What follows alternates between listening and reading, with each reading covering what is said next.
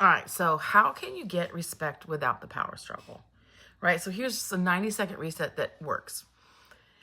So if your voice goes up and respect goes down, this is what's gonna fix it.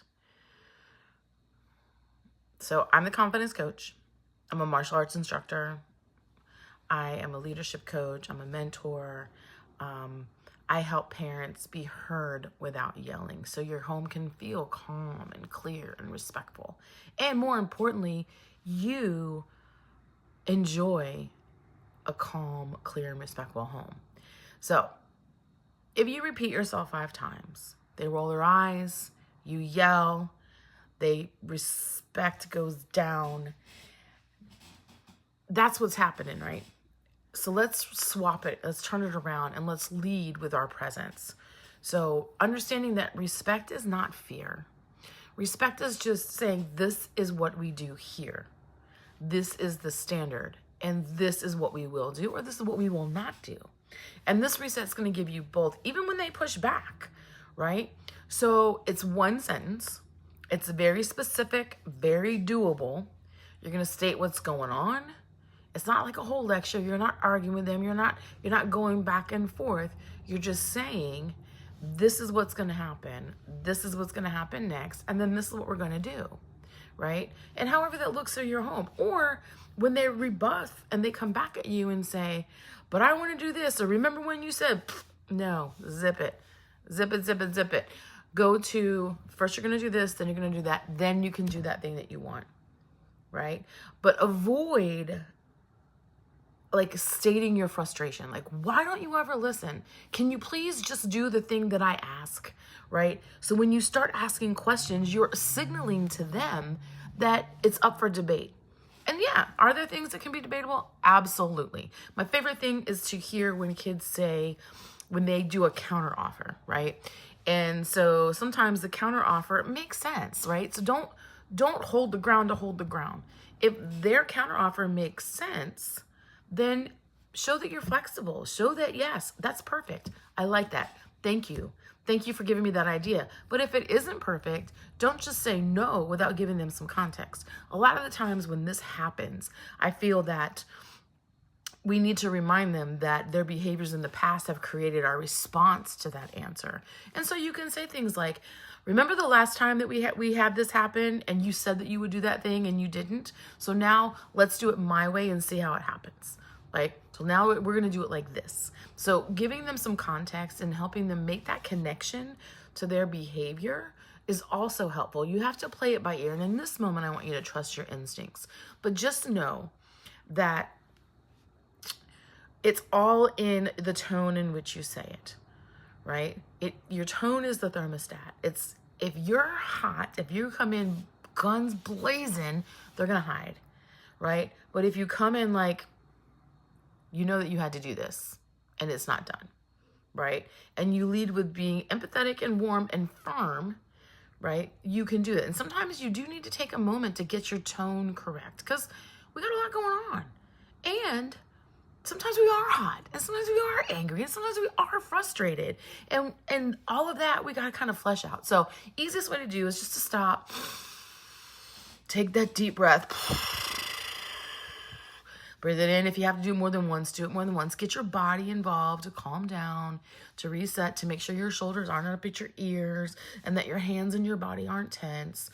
Soften your eyes. And when you know that you can go in calmly and not frustrated or angry, then you can say, okay, I'm ready to go talk to them about this. And if they approach you and you're not those things, I give you permission to say, I'm angry right now and I need a moment. And take the moment. Not only is it for you, so that you can maybe not bring things in from other places to here, but it also shows them that they can do the same thing. Like if they need a moment, you're teaching them they can take the moment, right? And then once you're there, then you go in firmly and calmly and you say, this is the thing. Whatever the thing was, you need to do the dishes, right? The dishes was always a big thing in my house. Or I need you to pick up your shoes, or whatever the thing is, right? Tell them the thing, right? We're not You're approaching your tone, and the way you're holding your body is going to let them know that you're serious, right? Because when you're calm and you're not being sarcastic and you're not pleading and you're not leading from anger, it creates safety. And so they feel that, right? So their unconscious mind is going to react before their conscious mind can't. Now, everything counts on the follow through. So if you say, I need you to do this, if it doesn't get done, this is going to happen. That's where the respect for you grows.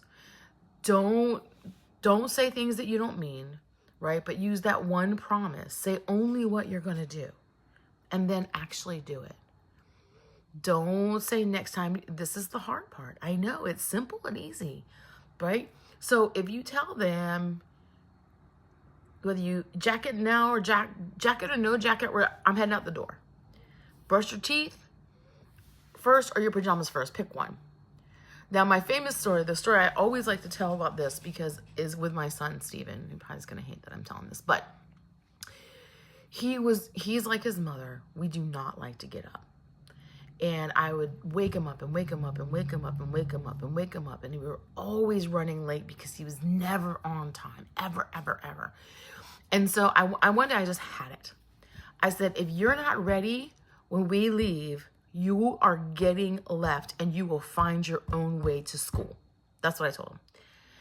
And I backed out of the driveway with him finishing getting dressed on the porch.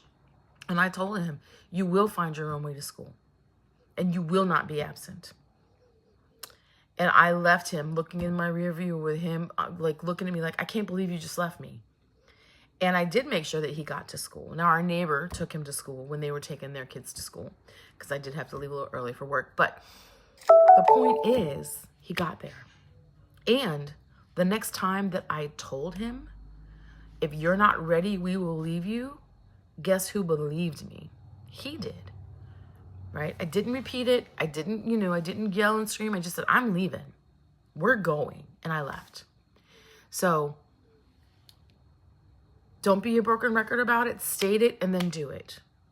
Don't argue and follow through. That's when they're going to respect you. And that's when they're going to know that you mean what you say. So if you need like a quick formula, it's really very simple. Reset yourself, breathe, slow down, soften, and then state your expectation. State what your parameters are, and then keep the promise, keep the consequence. So if you need an example, I know bedtime is the thing for the little kids. You say pajamas on now, then your teeth, then you'll get a story. And if they say, but I don't want to do that. I don't want to do that. And you say, I hear you. I understand that you don't want to, but I need you to put your pajamas on now. Then I need you to brush your teeth. Then we can have a story, right? And then when they get to that part, then you say, we'll read this part of the story. And when you set a timer, give them something physical that they can understand. And if it's still a pushback from here, then you can say, you're going to bed at this time. So the longer it takes for you to put your pajamas on and brush your teeth means we have less time for a story. That's how you frame it in a way that matters to them, right? So whatever your challenge is, the formula still works. State what you want. State when you want it. And then state how you want to see it done, right? If it's in the morning, get your shoes on, let's get your backpack, and then we're getting in the car, right? If they're like, I can't do it. My grandson does that a lot. I don't know. He acts like he's new, but that phone is glued to his hand. But I tell him, we're leaving. So we're doing this. This is what we're doing. This is how we're doing it. Let's go. Okay?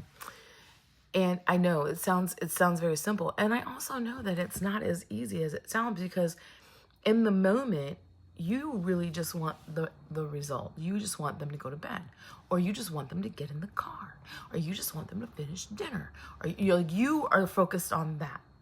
And they're focused on all the reasons why they don't want to do that. So this is beginning to understand how to communicate in terms that they understand. because it is a communication thing. It's not them being defiant. It's just them being kids. I mean, they're just being who they are, right? And sometimes not understanding the importance of the thing. And depending on the age, you can put it into context for them. Like I said earlier, like, this is what's going on now, and this is why it's going on.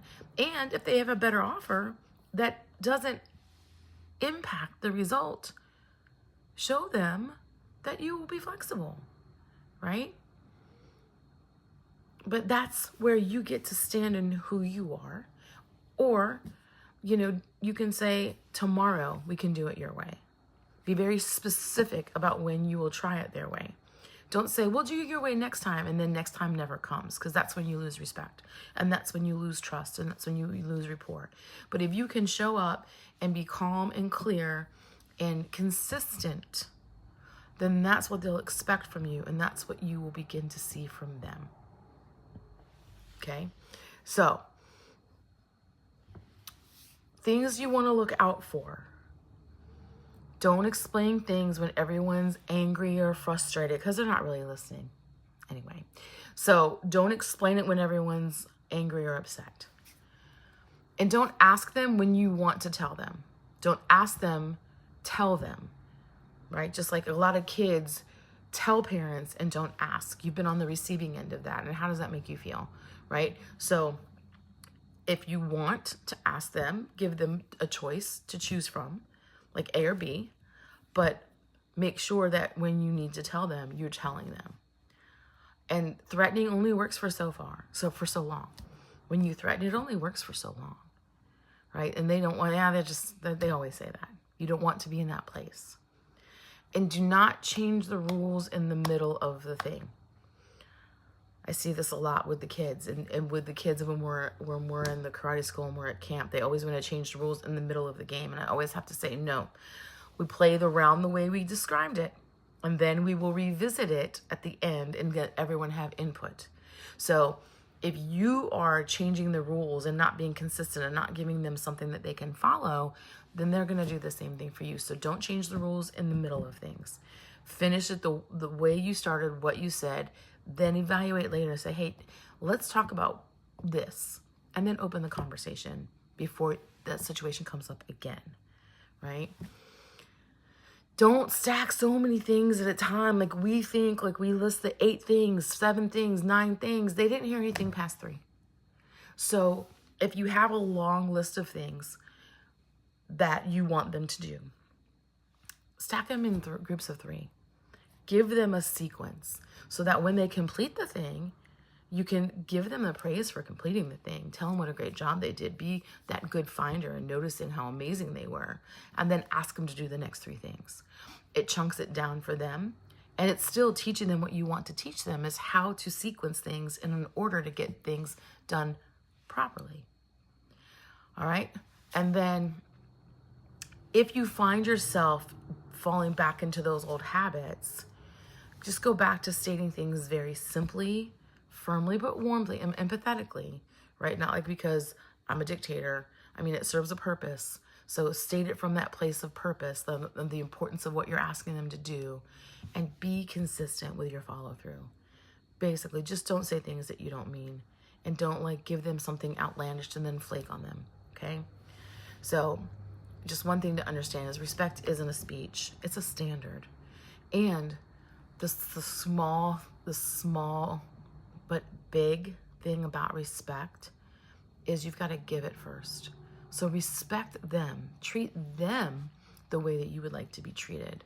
I get this a lot with our little students who are 3, 4, and 5 when I call them sir and ma'am, and I say please and thank you.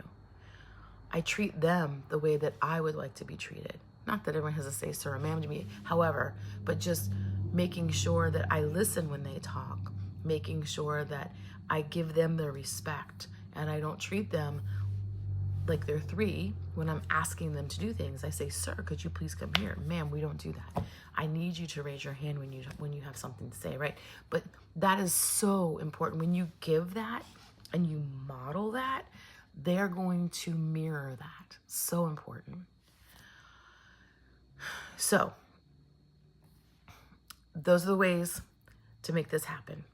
catch yourself, listen to what you're saying. And if you want more help with this, you can click the link in the video and get more information on how the formula is and how it works and how we can help you get it done and get it implemented in your house. Go lead.